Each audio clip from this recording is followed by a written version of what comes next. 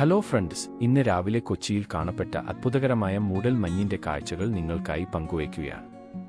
പതിവ് പോലെ ഇന്ന് രാവിലെ 6 മണിയോടെ ഞാൻ കൊച്ചിയിലെ കച്ചേരിപ്പടിയിൽ നിന്ന് പ്രഭാത നടത്തത്തിന് ഇറങ്ങി. സമയം 6:20 കഴിഞ്ഞപ്പോൾ ഹൈക്കോർട്ടും കഴിഞ്ഞു മറൈൻ ഡ്രൈവിനടുത്തുള്ള എബ്രഹാം മടമാക്കൽ റോഡിൽ എത്തി. അപ്പോഴാണ് ഇവിടത്തെ ഫ്ളാറ്റുകൾ എല്ലാം ഒരു സുന്ദരമായ മൂടൽ മഞ്ഞു മൂടിക്കിടക്കുന്ന കാഴ്ച കാണാൻ കഴിഞ്ഞത്.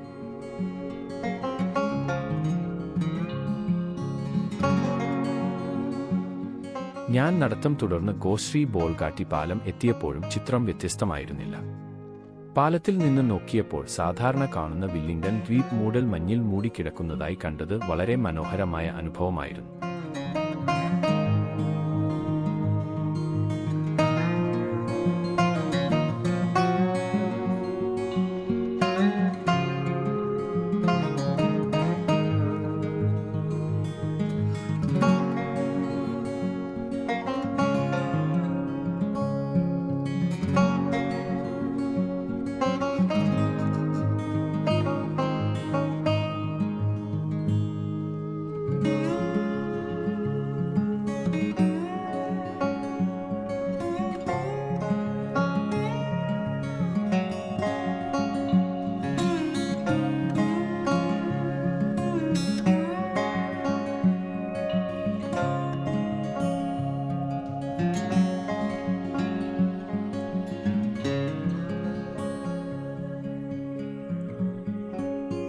ഇന്നത്തെ പ്രഭാത നടത്തം അങ്ങനെ എനിക്ക് ഒരു വ്യത്യസ്ത അനുഭവമായിരുന്നു.